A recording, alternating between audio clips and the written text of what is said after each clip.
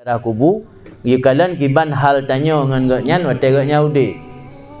Kira-kira menyo pura-pura gaknya nyan tengah kan kam meninggal. Tak semprot nalung ate gaknya tengah yang kiban. Kiban perasaan ina adam kan. Tapi yang masuk dalam kategori adam. Makanya persoalan ya arah muka bak kubu kalau pernah kamu sitat nas di Samalanganya hana merempak yang anjurkan. Yang tradisi masyarakat sebenarnya.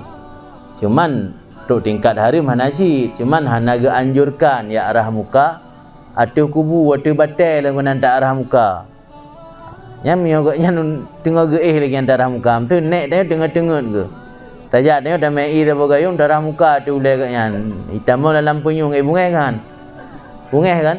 Maka darah sabah adab tadi arah kubu nya pelai arah muka baik atau batai jerat sampingan. Ona mungkin praktek jamun gepuduk guci bak kubu.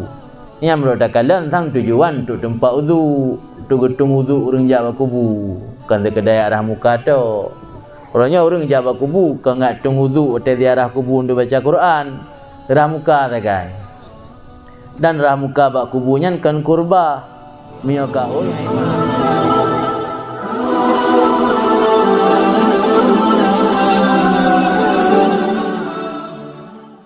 Assalamualaikum warahmatullahi wabarakatuh. Waalaikumsalam. Baju pertanyaan dari Don Nabi mengenai nalung yang nabak kubu.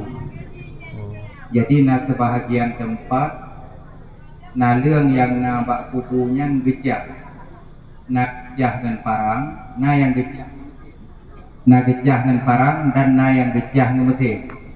Sebahagian na yang gesomprot. Ladung dia kesamprat ke.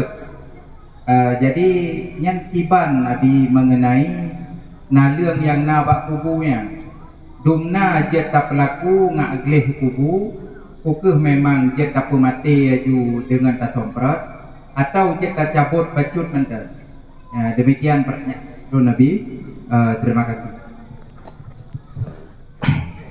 Nalung atau tumbuhan-tumbuhan yang mentang udipnya kepegah na bertasbih. Memang bertasbih ala halih. Mana ala halih kan lagi tasbih kan lagi bahasa tayo menurut bahasa roh je. Kedali Nabi wate ni lewati salah sabah kubu yang Nabi nekalan urang lang kubunya dengan mendapat azib.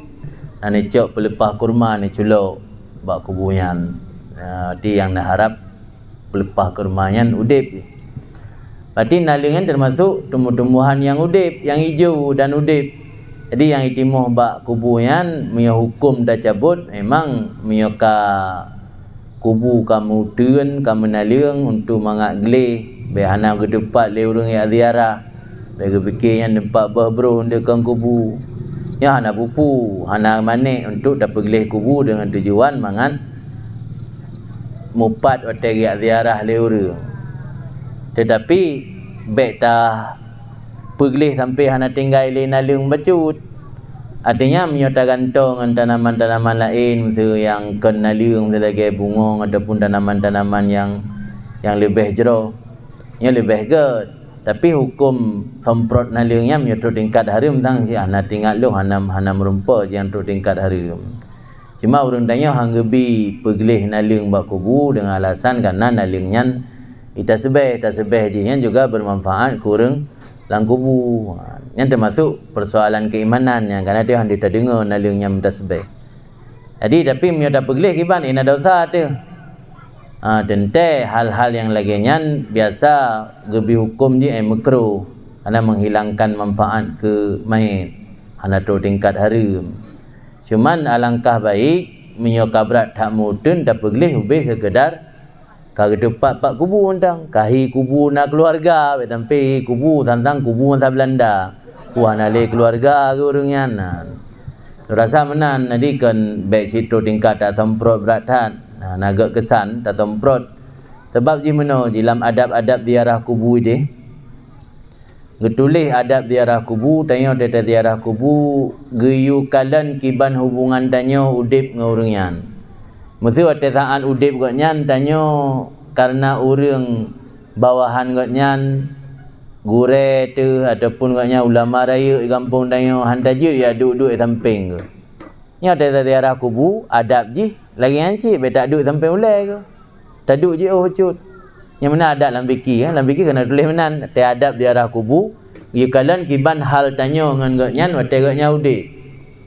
Kira-kira menyo pura-pura gaknya nyan dengar geih kan kam meninggal. Tak semprot nalung ata gaknya dengar geih yang kiban. Kiban perasaan ina adab man. Tapi yang masuk dalam kategori adab. Makanya persoalan ya arah muka bak kubu kalau pernah kamu sitat nas di Samalanganya hana merempak yang anjurkan. Yang tradisi masyarakat sebenarnya. Cuman untuk tingkat harim hana sih, cuman hana anjurkan ya arah muka atau kubu atau batai lagu nanti arah muka. Yang miogaknya tengah geih lagi yang arah muka. Mesti nek dia tengah-tengah ke. Tajak dia dah mai dah bagayung arah muka tu ulai gaknya. Hitam dalam penyung bungai kan. Bungai kan?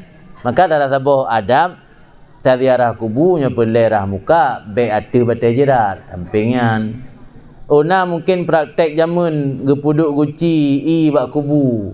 Ni amro tak kalan sang tujuan untuk tempat wudu, untuk getung wudu urang jak bak kubu. Bukan sekadar arah muka tu. Orangnya urang jak bak kubu kan ngak tung wudu atau ziarah kubu untuk baca Quran. Arah muka tak kan. Dan arah muka bak kubunya kan kurbah. Menyo kaoi haimat. Kaoi undang-undang kaoi yang harus pahami masyarakat. Kaoi baru iman buat yang na nilai kurbah. Buat yang na nilai ibadat tapi hukum ji sunat kan wajib.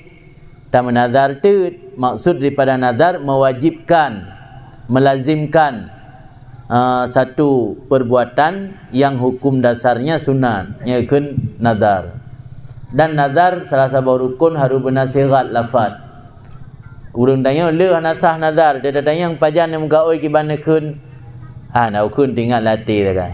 Tinggal latih hana hanasah ka oi. Dan le ka oi urang tanya Aceh yang hana kira ka oi basyara.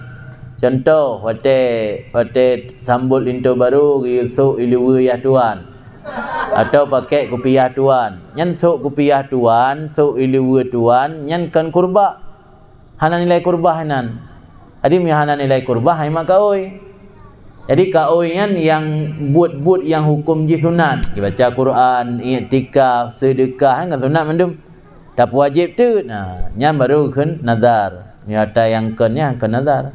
Kam nyona kaoi ya arah muka muka sinyak, ya arah muka cucu atau kubu tungku sik pulan. Nya nai mak kaoi kan.